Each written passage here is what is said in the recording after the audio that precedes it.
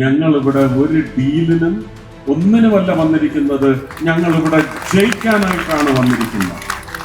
ഒരു സംഘത്തിന്റെ ശബ്ദമാണ് നിയമസഭയിൽ വേണ്ടത് എന്നാണ് കേരളത്തിലെ ജനങ്ങളോട് കഴിഞ്ഞ 5 വർഷം കൊണ്ട് ഈ ഭരണം വിളിച്ചോദിച്ചിരിക്കുന്നത്. ഷോൺ ജോർജ് എന്ന് ഞാൻ ആദ്യം പറയും, അപ്പന്റെ മോനാണ്. അപ്പനും വരണം. ഭരണപക്ഷത്തെ പോലെ തന്നെ അതും ഭീമാകാരനായ 99 സീറ്റുമായിട്ടിരിക്കുന്ന ഒരു ഭരണത്തെ നിയന്ത്രിക്കുന്നതിന് ബാക്കി 41 സീറ്റുള്ള ഒരു പ്രതിപക്ഷത്തിന് സാധിച്ചില്ല എന്നുള്ളത് വ്യക്തമാണ്.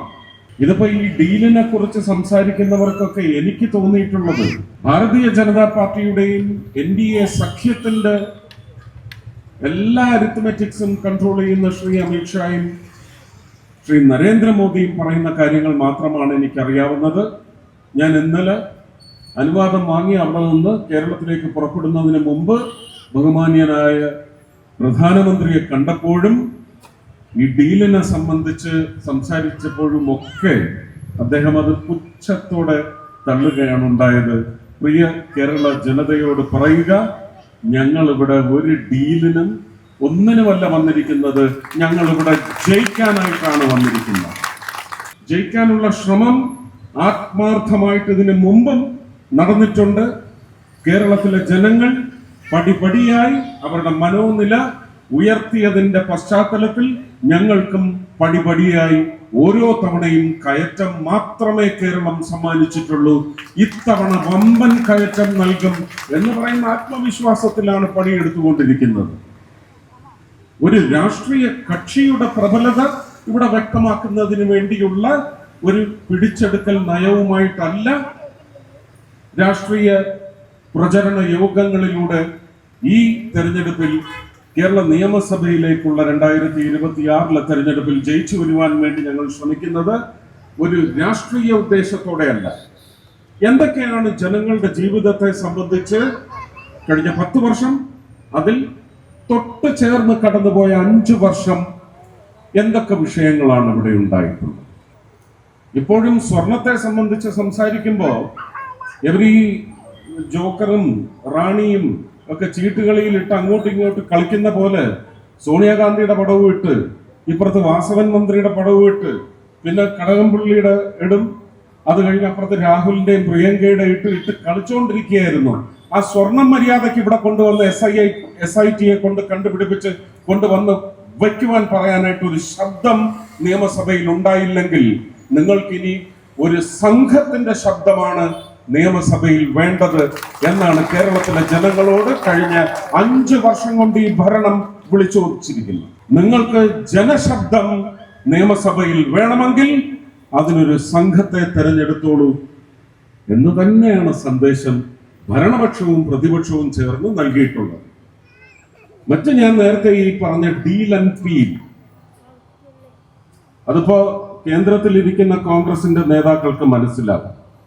ഞാൻ പറഞ്ഞ 2 വാക്കിന്റെ അർത്ഥം അവർക്ക് മനസ്സിലാവും. അത് മനസ്സിലാക്കുന്നവരെല്ലാം മനസ്സിലാക്കട്ടെ, മനസ്സിലാക്കി കൊടുക്കുന്നവർ മനസ്സിലാക്കി കൊടുക്കട്ടെ. മഹത്തരമായ വാക്കുകളാണ് പറഞ്ഞത്. എനിക്കിപ്പോ സംശയം, ഇത് CPM-ഉമായിട്ട് ഡീലെന്ന് ഒരു പക്ഷം പറയുക, അല്ല കോൺഗ്രസുമായിട്ട് ഡീലെന്ന് മറ്റേ പക്ഷം പറയുക, ഇവരുടെ എല്ലാം ഇതൊരു ആരോപണമാണോ അതോ പരിദേവനമാണോ എന്നാണ് എന്റെ സംശയം. അവര് ഞങ്ങളുടെ കൂടെ ഇല്ല, ഡീലുണ്ടാക്കിയിരിക്കുന്നത് മറ്റവരുടെ കൂടെയാണെന്ന് പറയുന്ന കൊതിക്കെറിവാണോ പറയുന്നത്? അങ്ങനെയാണെങ്കിൽ BJP NDA സഖ്യം എത്ര ശക്തമാണ് കേരളത്തിൽ എന്ന് പറയുന്ന അവരുടെ മനസ്സിലാക്കലല്ലേ വ്യക്തമാക്കിയിരിക്കുന്നത്. അതുകൊണ്ട് ദയവ് ചെയ്ത് ജനങ്ങളുടെ മാറിയ ഒരു മനോനില, ഒരു മൈൻഡ് സെറ്റ്, യഥാർത്ഥ ട്രാൻസ്ലേഷൻ ആണോ എന്ന് എനിക്കറിയത്തില്ല, ഞാൻ ഉദ്ദേശിച്ചത് മൈൻഡ് സെറ്റ് ആണ്. ഒരു വോട്ടിംഗ് മൈൻഡ് സെറ്റ് മാറിയിട്ടുണ്ട്. അവരതിന് തയ്യാറെടുത്തുകൊണ്ടിരിക്കുമ്പോൾ ആ വഴിയെ ചിന്തിക്കാതിരിക്കാനുള്ള ചില ചെപ്പടി വിദ്യകളുമായിട്ടാണ് ഈ വാക്കുകളുമായിട്ട് ഇറങ്ങിയിരിക്കുന്നത്. ഡീലിന് ഞാൻ പീലിന്റെ വിലയെ കൽപ്പിക്കുന്നുണ്ട്. കേരളത്തിലെ ജനങ്ങളും അങ്ങനെ പാടൂ എന്ന് അഭ്യർത്ഥിക്കുകയാണ്.